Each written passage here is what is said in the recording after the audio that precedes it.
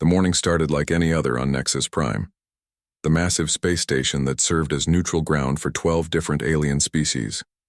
Ships came and went through the docking bays, while thousands of beings from across the galaxy went about their daily business. Today was special, though. Today was the day of the Cultural Unity Ceremony. Hana Kim stood with 11 other young people in the main assembly hall. Each one represented a different species from the Galactic Council.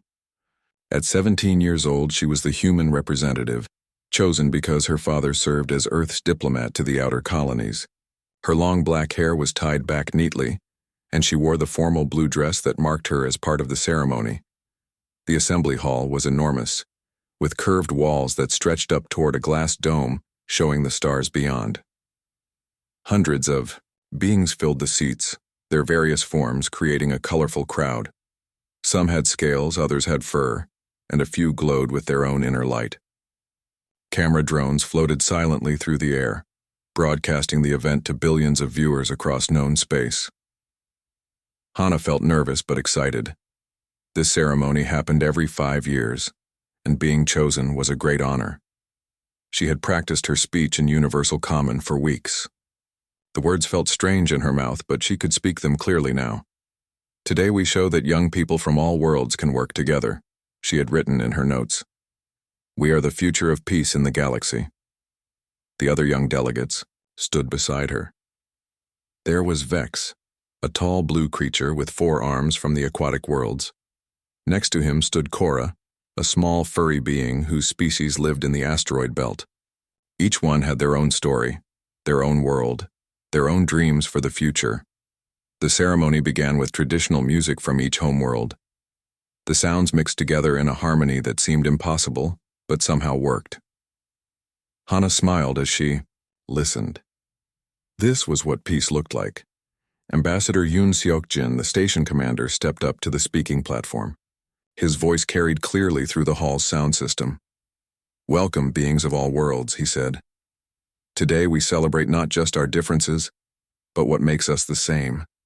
We all want safety for our children. We all want peace for our future. The crowd clapped and made various sounds of approval. Different species showed happiness in different ways, but the feeling was the same everywhere. That was when everything went wrong. 3 figures in dark hooded robes stood up from the back of the crowd. They moved with perfect timing, like they had practiced this moment many times. The camera drones automatically focused on the movement, broadcasting it live to every world in the galaxy. Security guards noticed the figures but were not worried at first. People sometimes stood during ceremonies, but then the figures threw back their hoods. The first was tall and covered in dark green scales. His head was shaped like a snake, with yellow eyes that seemed to glow with hatred. The second was shorter, but wider, with thick gray skin and tusks that curved up from his lower jaw. The third looked almost human except for the extra arms and the fact that his skin was pure white. They were not from any of the 12 species in the Galactic Council. The scaled one raised his hand, and a weapon appeared in his grip. It was not like the simple plasma guns that station security carried. This weapon hummed with dangerous energy and had strange symbols carved into its metal surface. "Stop right there," called out Security Chief Park Min-jae, but his voice sounded uncertain. He was reaching for his own weapon when the scaled assassin fired. The energy blast hit Chief Park in the chest and threw him backward 10 feet. He hit the wall and did not get up again. Screams filled the air as beings of all species realized what was happening. The 3 assassins moved through the crowd like hunters who had done this before. Their weapons fired again, and each shot found its target.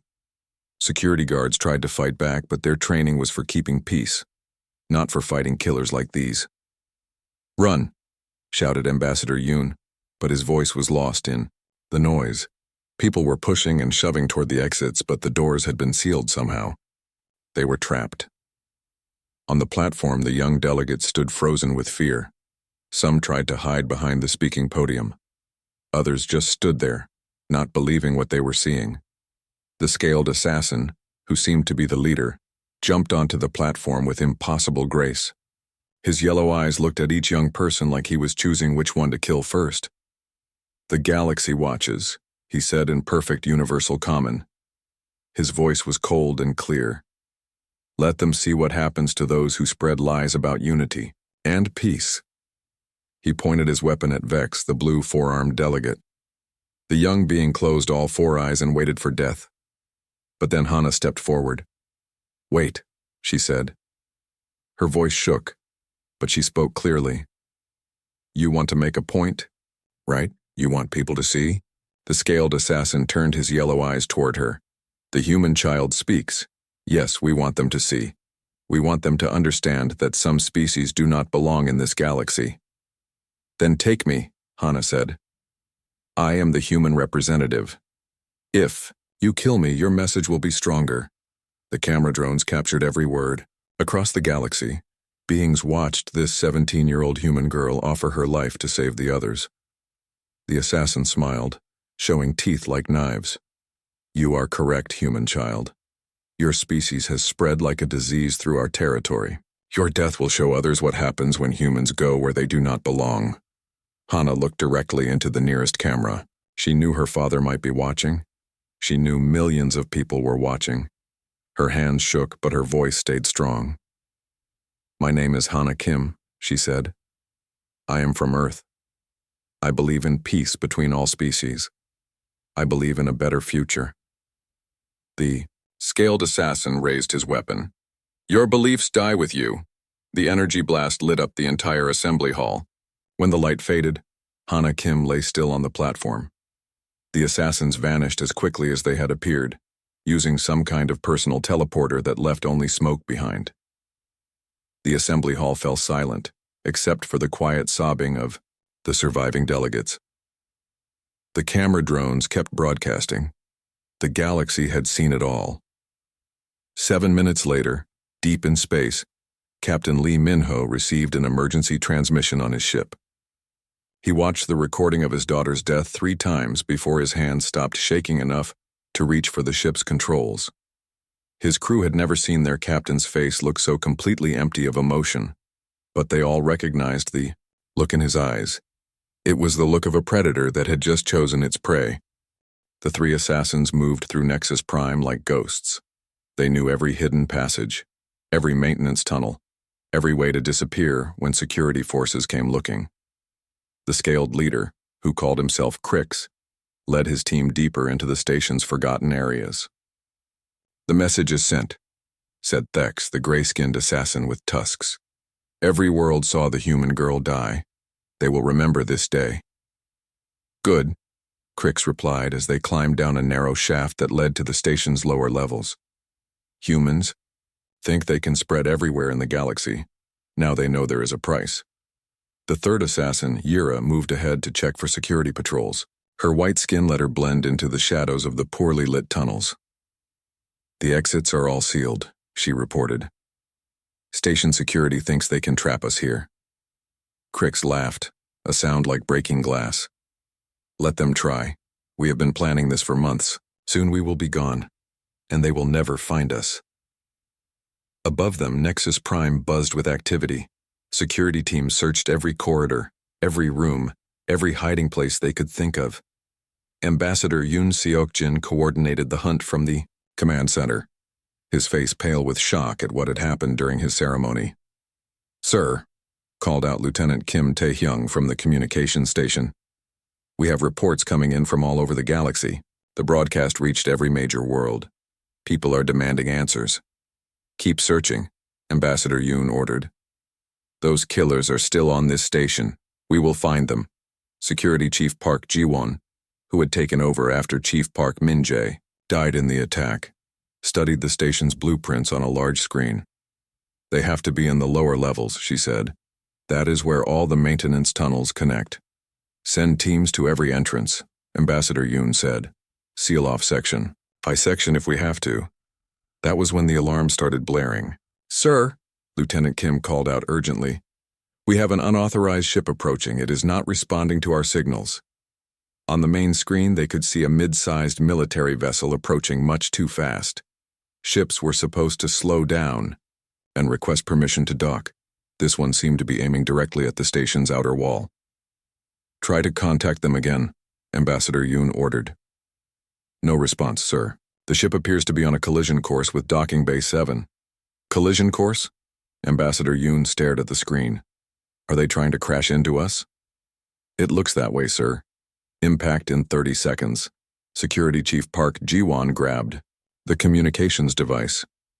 All units near Docking Bay 7 evacuate immediately. We have an incoming crash.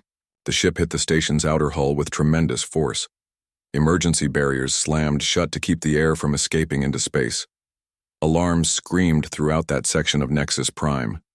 The lights flickered as power systems tried to deal with the damage. Damage report, Ambassador Yoon called out. Hull breach contained, reported Lieutenant Kim. But sir, someone is coming through the wreckage. On the security cameras, they could see a figure walking through the twisted metal. Where the ship had crashed through the wall, the person wore military armor that looked far more advanced than anything station security had. Steam rose from the suit's joints, and it carried enough weapons to arm a small army. Who is that? Security Chief Park asked. Before anyone could answer, the armored figure's voice came through the station's communication system. He had somehow connected to their network. My name is Captain Lee Minho, the voice said. It was calm and cold, like winter ice. I am looking for the 3 killers who murdered my daughter 7 minutes ago. Ambassador Yoon felt his blood turn cold. The human girl's father. I want to speak to whoever is in charge, Captain Lee continued. His voice filled every speaker. On the station. You have exactly 5 minutes to evacuate all non-security personnel from sections 10 through 20. After that, I start hunting. Security Chief Park activated her communicator. Captain Lee, this is Security Chief Park Ji-won. We understand your pain, but you cannot take the law into your own hands. We are already searching for the killers. The armored figure stopped walking. Through the camera, they could see him turn, his helmet toward the nearest security sensor. Chief Park, he said, I spent 12 years in Earth Special Forces before becoming a diplomat. I have fought in 7 wars and survived situations that would kill most people. My daughter was the only good thing I had left in this universe. There was a pause. When he spoke again, his voice was quieter but somehow more frightening. Those killers are on this station. I am going to find them. I am going to make them pay for what they did. You can help me, or you can stay out of my way. But you cannot. Stop me. Ambassador Yoon stepped forward. Captain Lee, I am Ambassador Yoon Seok-jin, the station commander. I give you my word that we will find your daughter's killers. Let us handle this the right way. The right way? Captain Lee's laugh was bitter. The right way got my daughter killed on live broadcast while the galaxy watched. No, Ambassador, this is my way now. The armored figure began walking again, his heavy boots echoing through the corridors. Security teams tried to surround him, but he moved through them like they were not even there. His armor was too strong for their weapons, and he was too fast for them to catch. Sir, Lieutenant Kim reported nervously. He is heading directly toward the lower levels. Somehow he knows exactly where to go. How is that possible? Security Chief Park asked. Ambassador Yoon checked his records. Captain Lee Minho. He helped design the security systems for this station 3 years ago when Earth joined the Galactic Council. He knows every passage, every entrance, every way in and out. On the screens, they watched the human father methodically make his way deeper into the station. He moved with purpose like a hunter who had found the scent of his prey. In the lower tunnels, Crix felt a chill run down his scaled spine. Something was wrong. The air itself seemed to whisper of danger approaching. We need to leave, Yura said, suddenly. Something is coming. What could possibly threaten us down here? Thex growled. We are the hunters. But even as he spoke, they could hear something in the distance. Heavy footsteps. Getting closer. Crix realized with growing fear that they were no longer the predators in this hunt. They had become the prey. The lower levels of Nexus Prime had always been a place where honest beings did not go. Smugglers, criminals, and those who wanted to disappear came here to hide from the law. The corridors were darker, the air was thicker, and danger lived in every shadow. But today, even the most dangerous criminals were running scared. Word spread quickly through the underground networks. A human death machine walked the tunnels, and he was not here to arrest anyone. He was here to kill. "Did you see what happened on the broadcast?" whispered Jorik, a purple-skinned trader who sold stolen goods. "Those assassins killed that human girl right on live video. And now her father is here," replied Nix, a small creature who ran information between criminal gangs. "My sources say he crashed his ship right through the station wall. Security could not even slow him down." They huddled in a hidden bar deep in Section 15, listening to the sound of heavy boots echoing through the corridors outside. The footsteps were steady, patient, like someone who had all the time in the world to find what he was looking for. "Maybe we should leave the station," Jorik suggested. "All the exits are sealed," Nick said. "Security locked everything down to trap the assassins. Now we are all trapped in here with that human." Captain Lee Minho moved through the lower levels, like he owned them. His advanced military suit had sensors that could see through walls, hear conversations from 3 corridors away, and track heat signatures in complete darkness. He had helped design these tunnels years ago, and he remembered every detail. But he was not just using technology to hunt. He was using his knowledge of how criminals think, how they hide, how they run when they are scared. He stopped at an intersection where 5 tunnels met. His suit's computer showed him 3 different routes the assassins could have taken. A normal hunter might have to choose one and hope for the best. Captain Lee was not a normal hunter. He reached into his equipment pack and pulled out 3 small devices. Each one was no bigger than his thumb, but they contained enough explosive power to blast through solid metal. He placed one device in each tunnel and set them to activate by remote control. "Now I control all the exits," he said to himself. His suit's communication system picked up chatter from the criminal networks. They were talking about the assassins, sharing rumors and theories about where they might be hiding. "Section 18, one voice said. "That is where the old maintenance tunnels connect to the waste disposal system." "No," argued another voice. "They would go to Section 20. There are abandoned storage rooms there where they could hide equipment." Captain Lee listened to all of it. Criminals always knew more about the station's hidden places than security did. He was learning from their fear. His daughter's face appeared on his helmet's display. It was a photo from her last birthday, where she was smiling and laughing with her friends. She had been so excited about the cultural unity ceremony, so proud to represent Earth. The memory made his chest feel tight with pain, but the pain also made him focus. Every step brought him closer to the killers who had taken her away. In Section 18, Crix, Thex, and Yira moved carefully through a narrow tunnel that led toward the station's waste disposal area. They could hear the human's footsteps in the distance, but the sound seemed to come from everywhere at once. "He is tracking us somehow," Yira whispered. Her white skin was pale with fear.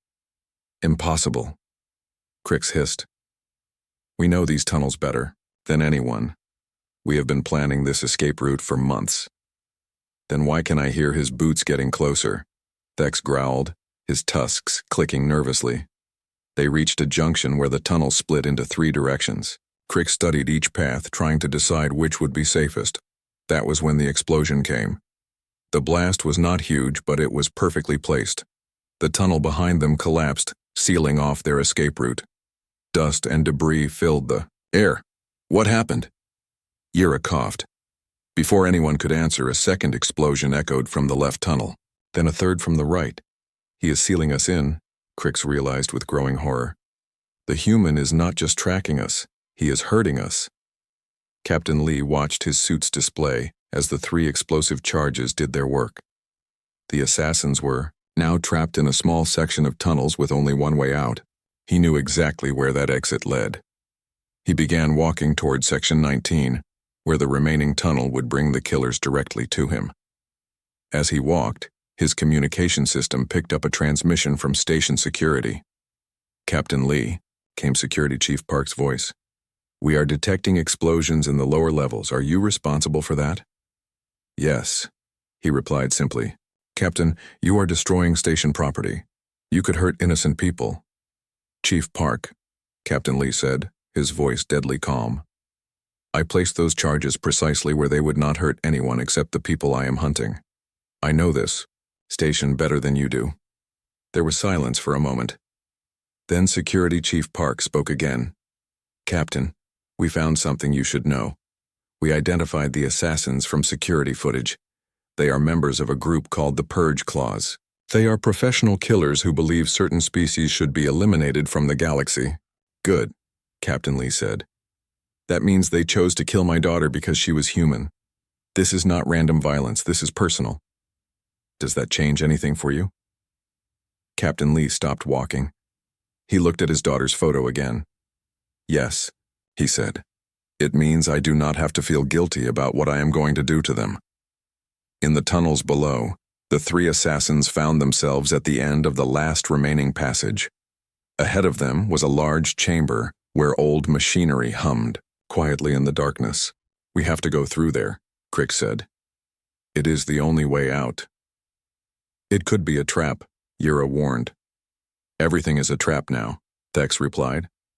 That human has been driving us here like animals to slaughter. They entered the chamber carefully, weapons ready. The room was filled with old generators and water recycling equipment. Pipes ran along the ceiling, and steam rose from various machines.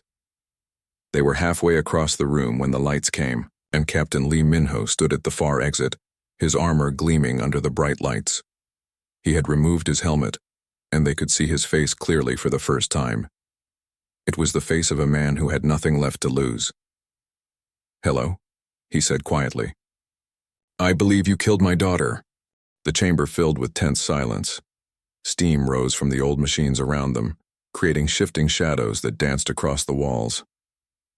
Captain Lee Minho stood perfectly still at the exit, blocking their only escape route. Crix raised his energy weapon, the same one he had used to kill Hana Kim. Human, you have made a mistake coming here alone.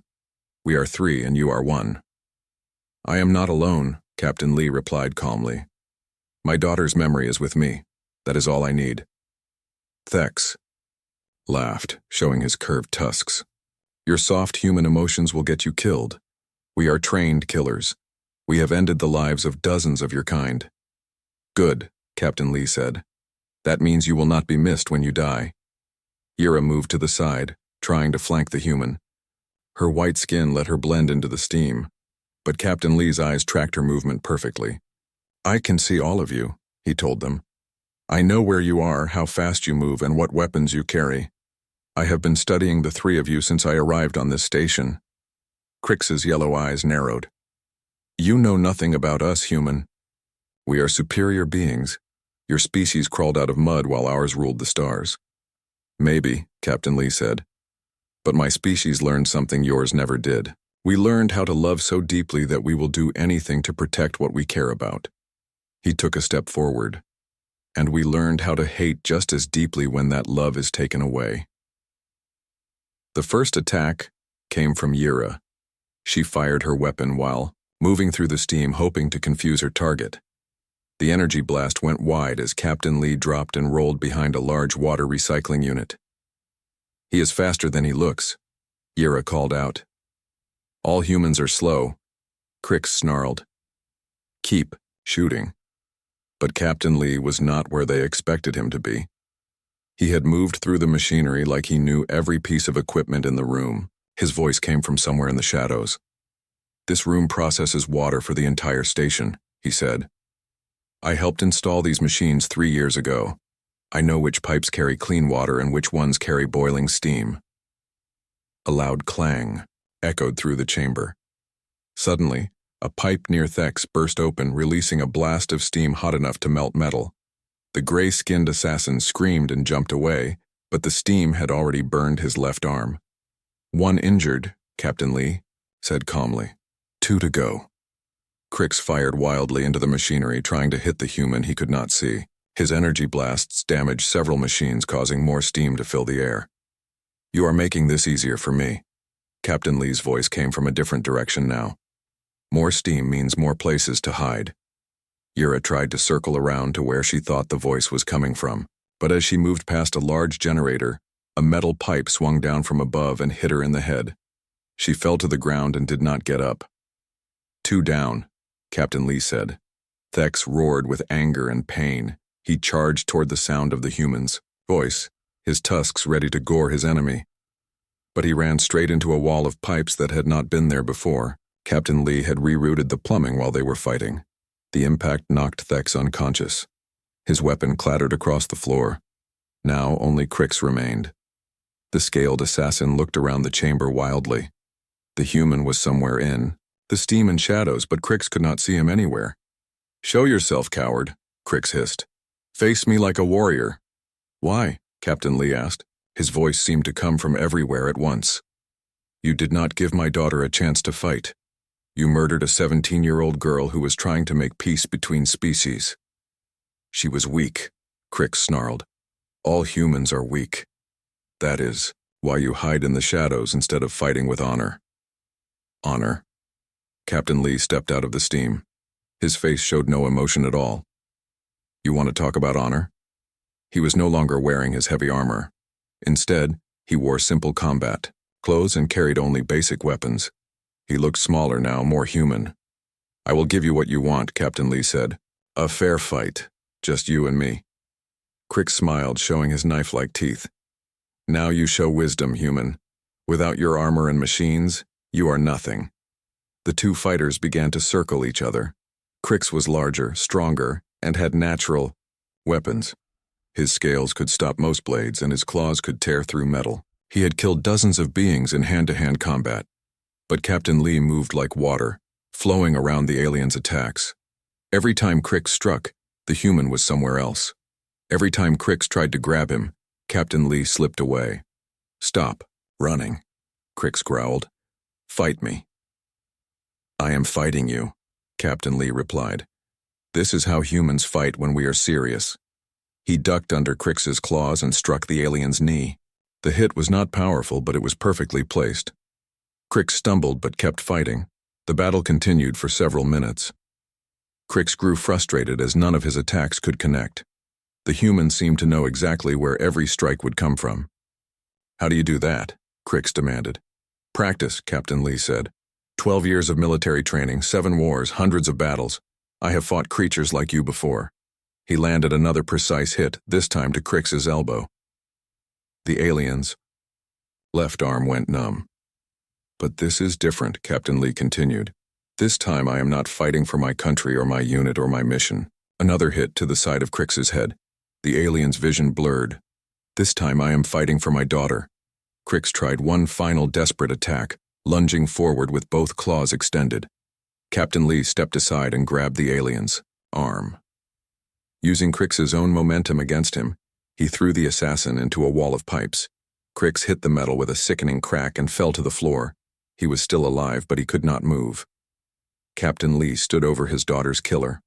For the first time since entering the chamber, emotion showed on his face. It was not anger or hatred, it was sadness.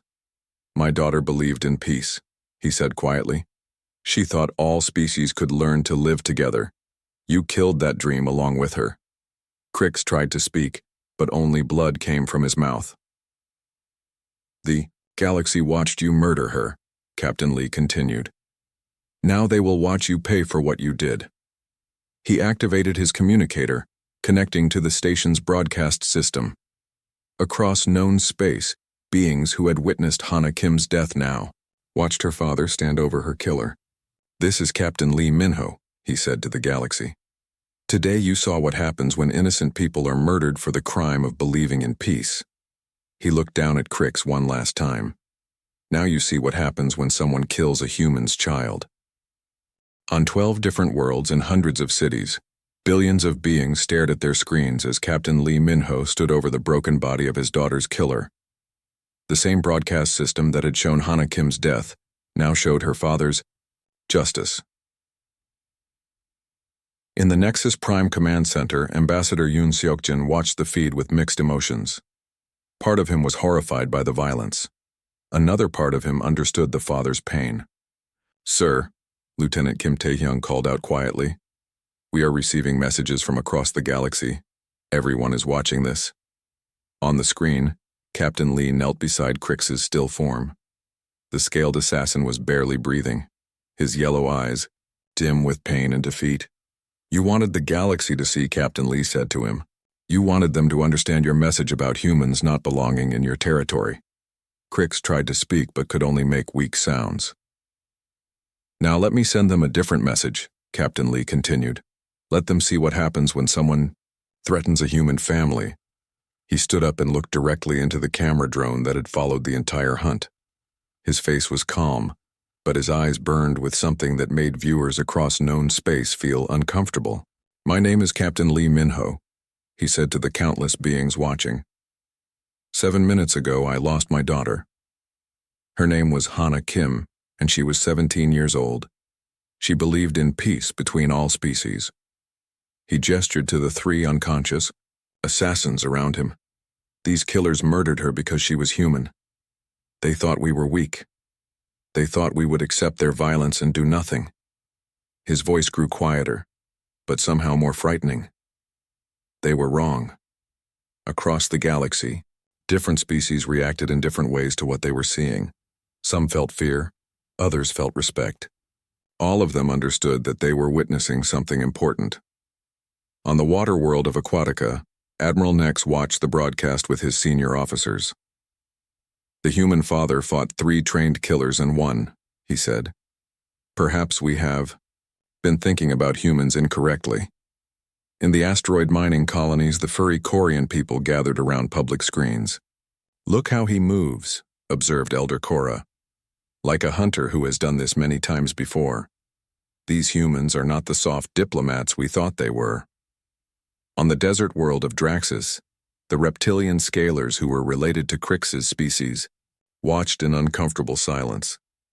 They had always believed themselves superior to the younger species like humans. This broadcast was changing their minds. Back on Nexus Prime, Captain Lee continued his message to the galaxy. For 3 years, humanity has tried to join your community peacefully, he said. We have followed your laws, respected your cultures, and sought friendship with all species. He looked down at Crix again. But peace does not mean weakness. Diplomacy does not mean we will not defend ourselves. And love for our families means we will do anything to protect them. Security Chief Park Jiwon's voice came through his communicator. Captain Lee, medical teams are standing by. Do you need assistance? No, he replied without taking his eyes off the camera. I'm exactly where I need to be. He walked closer to the drone, his face filling screens across the galaxy. Some of you watching this think humans are too emotional, he said. You think our feelings make us weak. You are right that we feel deeply. We love our children more than our own lives. His voice grew harder. But you are wrong about what that means. The same love that makes us protect our families also makes us dangerous when those families are threatened. We do not forget. We do not forgive. And we do not stop until justice is done. In the command center, Ambassador Yoon received reports from across known space. 3 different extremist groups had sent messages saying they were canceling their planned attacks on human colonies. 2 others had requested meetings to discuss peace treaties. The message is being received, Lieutenant Kim reported. Many species are reevaluating their opinions about humanity. On the broadcast, Captain Lee reached into his equipment pack and pulled out a small device. It looked like a simple communicator, but the camera focused on it carefully. This device contains the locations of every Purge Claw base in the galaxy, he said. For months, Earth intelligence has been tracking this terrorist organization. We know where they hide, who supports them, and what they are planning. He held the device up for everyone to see. We could have shared this information through diplomatic channels. We could have asked for help from the Galactic Council. We could have followed proper procedures. His smile was cold and sharp. Instead, I am sending this information directly to every military force in the galaxy. Human ships are already moving toward these targets. We will not wait for committees to debate. We will not hope that other species will help us. The implications of his words hit viewers across space like a physical blow. Humanity was not just defending itself, it was going on the attack. Any group that threatens human civilians will be eliminated, Captain Lee continued. Any species that supports anti-human terrorism will face consequences. Any individual who harms our children will answer to us personally." He looked directly into the camera, and billions of beings felt like he was speaking to each of them individually. "We tried to join your community as friends. Some of you have welcomed us, and we are grateful, but others have tested our patience and found it has limits." Crick stirred weakly on the ground. Captain Lee glanced down at him, then back at the camera. This assassin and his friends thought they were sending a message about human weakness. Instead, they have shown the galaxy something else entirely. He began walking toward the chamber's exit, his boots echoing in the silence. "They have shown you what happens when predators mistake kindness for helplessness, when killers assume that peaceful people cannot fight back, when terrorists think that murdering children will go unanswered." At the chamber door, he turned back one final time. "My daughter Hannah believed that all species could live together in peace. I still believe that too. But peace requires respect from all sides." His final words carried across the galaxy like a promise and a threat combined. "Respect our children, and we will be your greatest allies. Threaten our families, and you will learn why humans climb to the top of Earth's food chain." The broadcast ended. In the days that followed, 17 different anti-human terrorist groups disbanded. The Galactic Council passed new laws protecting all civilian populations, and across known space, parents of every species told their children the same story. The story of what happens when you threaten a human's child. They remember, they hunt, and they do not forgive.